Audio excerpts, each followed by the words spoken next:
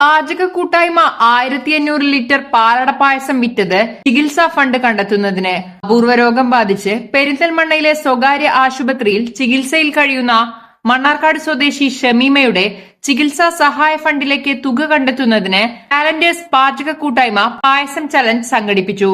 1500 litre പാലട പായസം വിറ്റാണ് ടാലന്റേഴ്സ് പാചക കൂട്ടായ്മ charity പ്രവർത്തനത്തിന്റെ ഭാഗമായത്.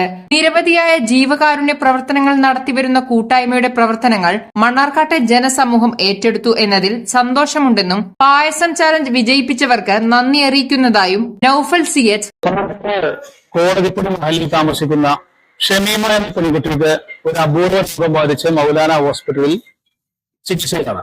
ആ കുട്ടിയുടെ ചികിത്സാ സഹായ ഫണ്ടിലേക്ക് ഞങ്ങൾ ടാലന്റേഴ്സ് പാചക കൂട്ടായ്മ ഒരുക്കിയ പായസ ചലഞ്ചുണ്ട്. ഇതിലേക്ക് ഒരുപാട് ആളുകൾ ഓർഡറുകൾ തന്നിട്ടുണ്ട്, സഹായങ്ങൾ ചെയ്തിട്ടുണ്ട്. അവർക്കൊക്കെ എനിക്ക് പ്രത്യേകം നന്ദി അറിയിക്കുകയാണ്. ഇത് വൻ വിജയകരമായി തന്നെ പൂർത്തീകരിക്കാൻ കഴിഞ്ഞു എന്നാണ് ഞങ്ങളുടെ വിശ്വാസം. മുല്ലക്കൽ മുസ്തഫ എന്നിവരും പ്രവർത്തകരും പറഞ്ഞു.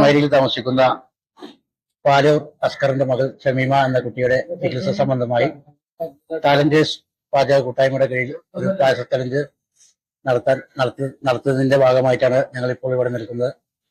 അതിനോട് സഹകരിച്ച എല്ലാവർക്കും 1000 നന്ദി അറിയിക്കണം.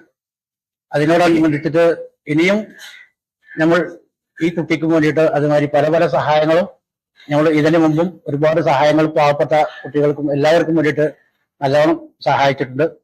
ഇനിയും ഇതുപോലെ ഈ കുട്ടിക്ക് വേണ്ടിയിട്ട് നമ്മൾ അടുത്ത് തന്നെ ഒരു ബിരിയാണി ചലഞ്ച് വെക്കാൻ തീരുമാനിച്ചിട്ടുണ്ട്.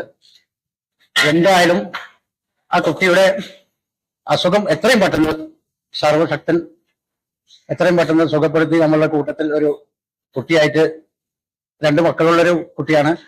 അതുകൊണ്ട് ആ കുട്ടിയുടെ അസുഖം എത്രയും പെട്ടെന്ന് സർവശക്തൻ മാറ്റി കൊടുക്കട്ടെ എന്നുകൂടി പ്രാർത്ഥിക്കുന്നു.